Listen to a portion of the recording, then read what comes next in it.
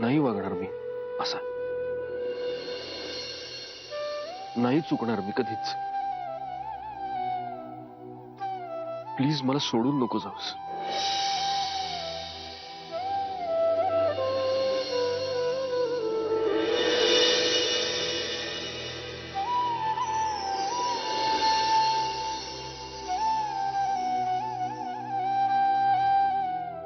अहो काय एवढा कसला विचार करताय तुम्ही? आज दिवसभरातला रोमॅन्टिक सिनेमा रिवाइंड करून बघत होतो. रोमॅन्टिक सिनेमा की ऍक्शन? त्यात रोमांस कमी आणि ऍक्शनच जास्त होती. ऍक्शन शिवाय रोमॅन्सला पण मजा येत नाही ना मंजिरी. पा आपल्या चुकांना लॉजिक लावणं कोणी तुमच्याकडूनच शिकावं. करेक्ट आहे. बस बस बस बस बस. बरं, मी काय म्हणते, गणपतीचे आता शेवटचेच काही दिवस उरलेत. माझ्या मैत्रिणीनं मला सारखा सारखा फोन करून घरी बोलवतात गणपतीला, पुण्याला. तर मी जाऊ का? म्हणजे तुमची परमिशन असेल तरच. आणि पिल्लूला सोबत घेऊन जाईन, म्हणजे काही प्रॉब्लेम पण नाही येणार. मलाही घेऊन चल. म्हणजे? अगं मला उद्या जायचंच आहे कामासाठी पुण्यात. आपण एकत्र जाऊ. ओ चालेल ना, मग बाईकवरच जाऊया आपण. तू बाईक चालव, मी मागे बसतो. पिल्लूला टाकीवर बसवूया. काहीतरीच तुमचं. अरे हो, अहो माझं तुम्हाला विचारायचंच राहिलं. पेनड्राईव्ह नेला होतात ना तुम्ही सोबत? काय झालं मग? हो, पाहिला ना मी. कम्प्युटरला लावून पाहिलं, काहीच नाहीये त्या पेनड्राईव्ह मध्ये. तो एम्प्टी आहे. काय एम्प्टी आहे? एम्प्टी पेनड्राईव्ह मला का पाठवेल कोणी? मस्करी.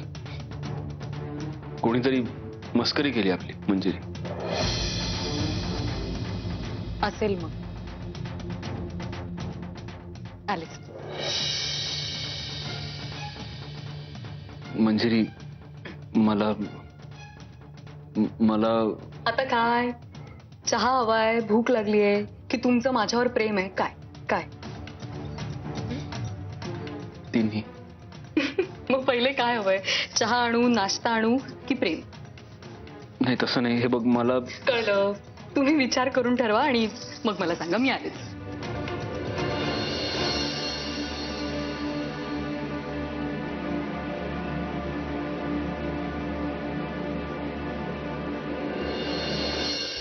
हिम्मत होत नाहीये. परमेश्वरा, या प्रसंगाला सामोरं जाण्याची हिम्मत दे.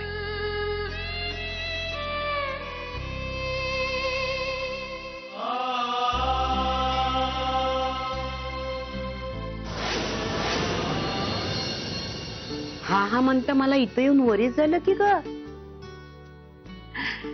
ह्या टायमाला खूप राहिले बघ. म्या दर यायला कसं 4 दिवस येते न जात, पण या यायला पोराबाळांच्या संसारात रमले म्या.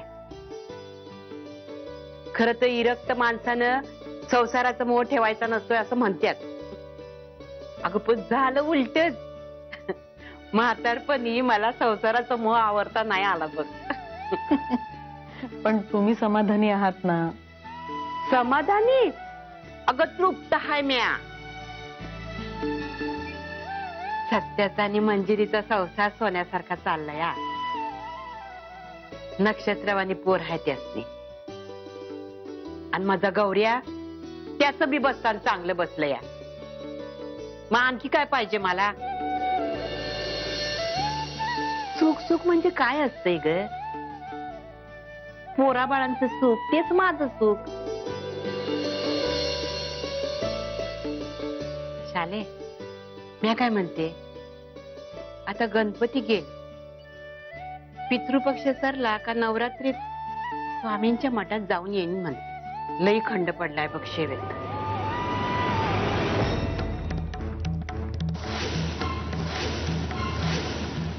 कोण आहे? काय ग? कोण आहे तिकडे? कशा पायी वरडतीये? कोण? गौरव? मंजिरी? कोण? कोण? अगं काय झालं? अहो त्या खिडकीच्या बाहेर कोणीतरी माणूस आहे. कोण? त्याची सावली दिसली मला. मला माहित नाही कोण आहे. दादाचा माणूस पण असेल. आई काय काय झालं? म्हणजे त्या खिडकीच्या बाहेर ना कोणीतरी आहे. तो आधी वॉचमनला बोलून आणजा. हो 1 मिनिट थांबा, मी बघते ना. अगं तू 1 मिनिट. मंजिरी नको जाऊस ग. कोण आहे? माणूस असेल. कोण आहे?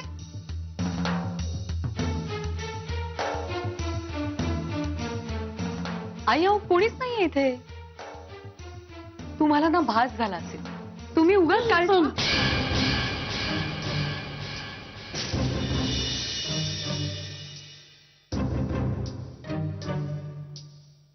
सोन्या अरे काय आहे हे? आणि बाहेर काय करतोस तू?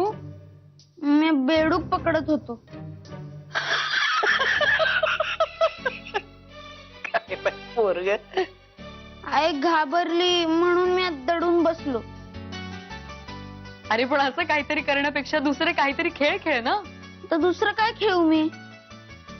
कॅरम खेळ, बॅट बॉल खेळ, नाहीतर अभ्यास कर जा. पळ. वेडा.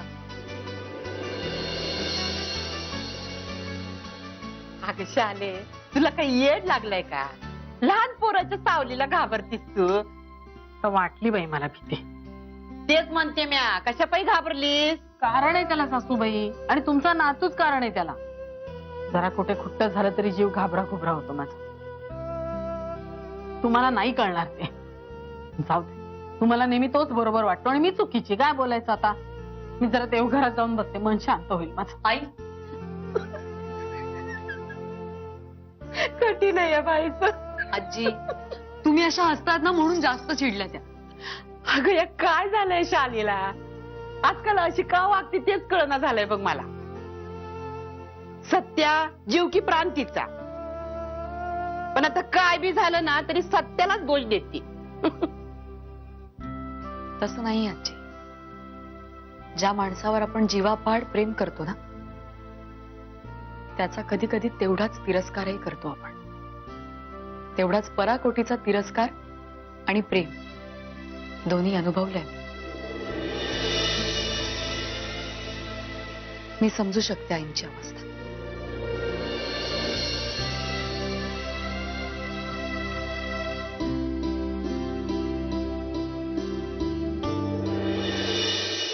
उद्या मंजिरी पण येणार आहे माझ्याबरोबर पुण्याला. तिला तिच्या मैत्रिणीकडे सोडून मग मी येईन तुमच्या घरी. फार नाही 10 मिनिटाचं काम आहे माझं. लगेचच निघेन मी. बरं ठीक आहे, आपण भेटू मग उद्या. बाय. काय ग आवाज कसला होता? अहो तेच सांगायला आले होते मी. सोन्या हो आईंच्या खिडकीपाशी बेडूक पकडत होता आणि त्याची सावली बघून आई घाबरल्या. हे दादा होळकरचं प्रकरण यामुळे उगीच खूप धास्तावल्यात त्या. त्यांची मनस्थिती अजिबात ठीक नाही. आता सुद्धा देवघरातच बसल्यात.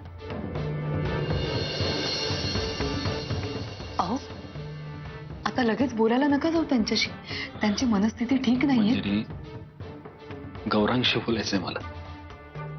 हॅलो.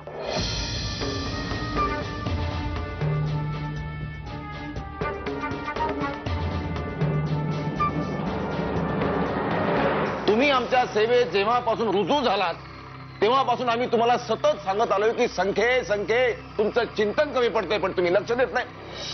म्हणून तुमच्याकडून चुका होतात आणि म्हणून आम्ही तुम्हाला म्हणतो की संख्ये तुमचं चिंतन कमी पडतं. मालक आता मी मन लावून काम करतो. अहो ते कृतीत दिसत नाही ना. संख्ये कृतीत दिसत नाही म्हणून तुमचं चिंतन कमी पडतं.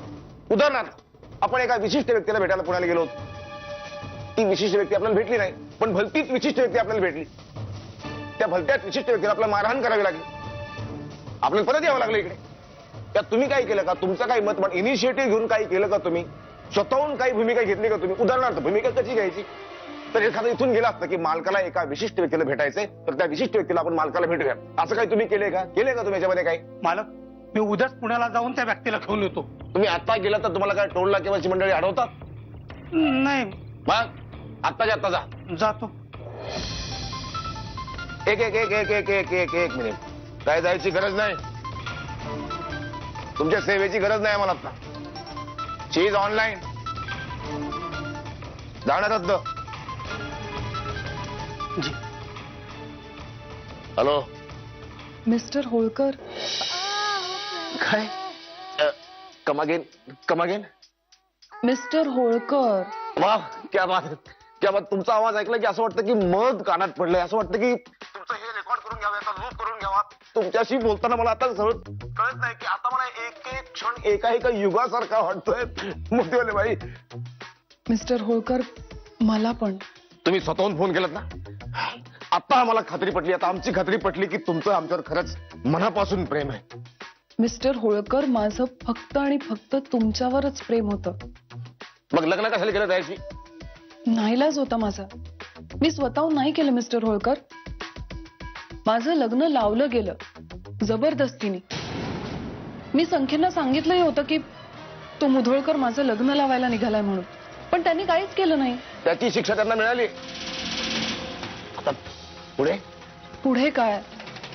आपल्याला असं चोरून चोरून बोलावं लागणार आणि भेटावं लागणार. कुठपर्यंत माहिती नाही मिस्टर होळकर, पण एक ठराविक वेळ येईपर्यंत तरी. ते काय नाही, तुम्ही आत्ताच्या आता ते घर सोडा आणि इकडे निघून या. आत्ता? हा, मिस्टर होळकर, ते कसं शक्य आहे? मी पुण्याला आहे ना आता. पण मी तुम्हाला फक्त हेच सांगायला फोन केला की मी फक्त तुमचीच आहे आणि तुमच्याच बाजूनी आहे. हे तुम्ही कायम लक्षात ठेवा. बस बस बस बस, पोट भरला आमचा. आता जेवणार नाही आम्ही काही दिवस. बस पोट भरला आम्ही. बस हेच पाहिजे होतं. मग ठेवू phone mister Holkar? Bye bye bye bye bye. Bye bye ji, good night, कल फिर मिलेंगे फोन पे. Bye bye miss, good night, कल फिर मिलेंगे फोन पे.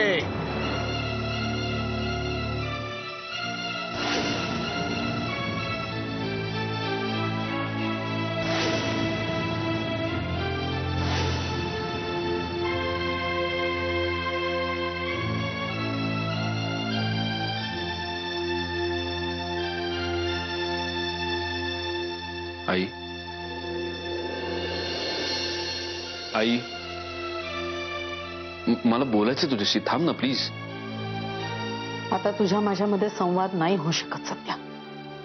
झालेच तर फक्त वाद होतील आणि आता मला चिडचिड करायची नाहीये. आई आई प्लीज, अगं माझं बोलणं ऐकून तर घे प्लीज. रिक्वेस्ट करतोय मी तुला.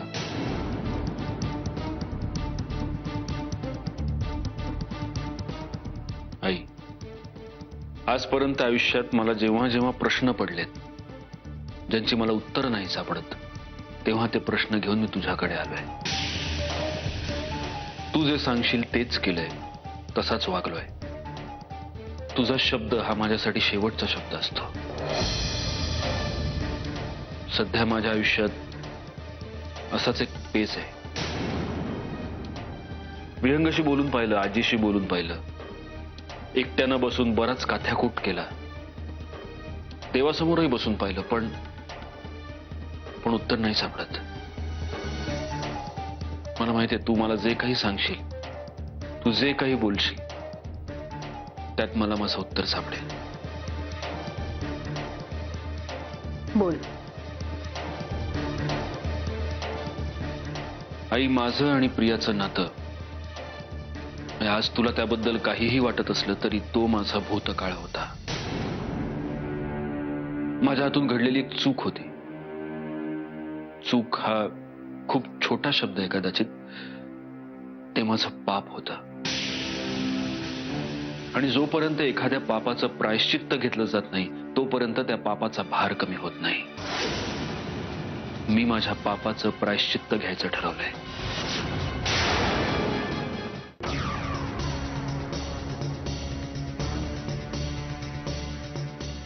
त्याबद्दलच बोलायचंय मला तुझ्याशी.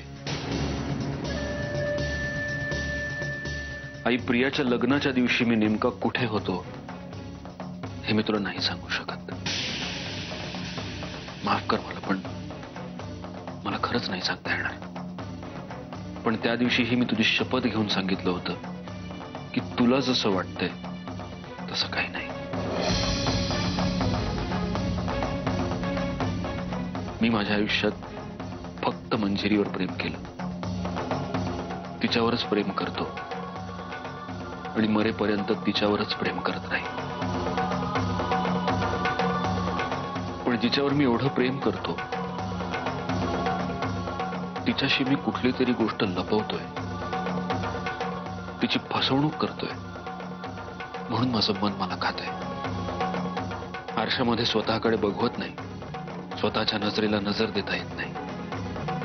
माझं एक मन मला सांगतं की मी माझ्या आणि प्रियाबद्दल मंजिरीला सगळं सांगून टाकावं. पण मग वाटतं की सगळं सांगितल्यानं माझा संसारच कोलमडून पडला तर, हे प्रायश्चित्त घेण्याच्या नादात मी मंजिरीलाच कायमचं गमावून बसलो तर, या विचारांनी सुद्धा भीती वाटते. आई, तूच सांग ना, मी काय करू? माझं मला काहीच कळत नाहीये.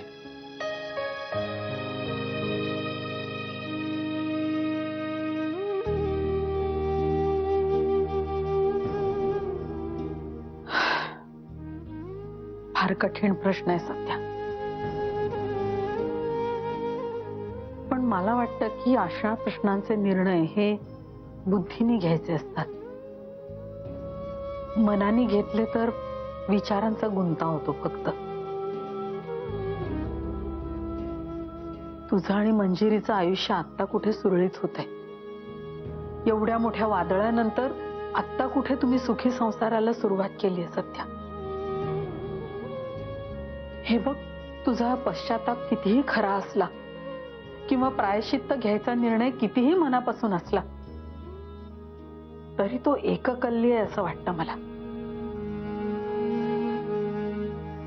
थोडा तिच्या बाजूने विचार करून बघ ना. तू आत्ता तिला हे सगळं सांगून तिच्या आयुष्यात गुंता निर्माण करणार आहेस का? मनस्ताप देणार आहेस का तिला? हे साध्य करायचंय तुला? खूप स्वार्थी विचार आहे सध्या. थोडा तटस्थ राहून बघ, पटेल तुला माझं म्हणणं. हे बघ, तुला तुझ्या पापाचा भार सहन होत नाहीये, कबूल, एकदम मान्य. पण म्हणून तू तिच्यासाठी भावनिक गुंतागुंत निर्माण करणार असशील तर ती सगळ्यात मोठी चूक ठरेल सध्या. पण आई, आज ना उद्या तिला हे कळेलच. कसं कळेल? कोण सांगणार आहे तिला? आम्ही तर कोणी सांगायला जाणार नाही. बाहेरच्या कुणाला हे माहीतच नाही. मग हा प्रश्न येतो कुठे? हे बघ सध्या, मला विचारशील तर तू तिला काहीही सांगायला जाऊ नकोस. आणि असा विचार करून बघ ना, आता प्रियाचं सुद्धा लग्न झालंय. तुझ्या खरं बोलण्यामुळे तिचाही संसार मोडायची शक्यता आहे. सध्या एका वेळी 2-2 संसार उद्ध्वस्त होतील रे. आणि याचं कारण काय? तर तुला प्रायश्चित्त घ्यायचंय म्हणून. आणखी मी काय सांगणार तुला? तू सुज्ञ आहेस. विचार करून निर्णय घे सध्या.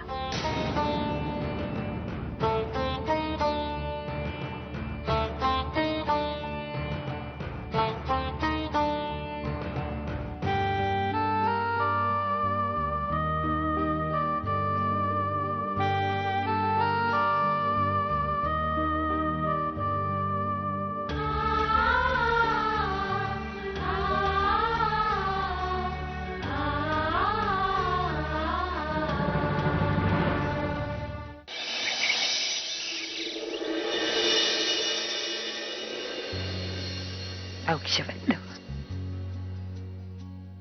पिलूला संगती घेऊन जाणार आहेस की इथंच ठेवणार आहेस? नाही, सोबत घेऊन जातोय ना. माझं बी तेच म्हणणं होतं बघ. आता पिलूला संगती घेऊन जातीस तर येता येता दगडूशेठ हलवाईच्या गणपतीला बी जाऊन ये. हो, पिलूला गणपतीच्या चरणावर ठेव. जे काही क्लेश असतील नव ते समजे निघून जातील बघ. सत्य लहान होता का नाही तेव्हा म्या बी घेऊन गेले होते त्याला. गणपतीच्या चरणावर ठेवलं आणि म्हणलं माझ्या लेकराला कर्तबगार कर, हुशार कर. देवानं ऐकलं बघ माझं, तुझं बी ऐकल. अगं भक्तानं लेकरासाठी मारलेली मायेची साध असते ती. का नाही ऐकणार देव? हा? म्हणून म्हण. हो, खरं तर आम्ही सुद्धा हाच विचार केला होता. निघण्याआधी दर्शन घेऊन निघू आम्ही. सांभाळ. हो, मी आलेच. आणि काळजी घ्या. सांभाळून आण रे बाबा माझ्या लेकरांना.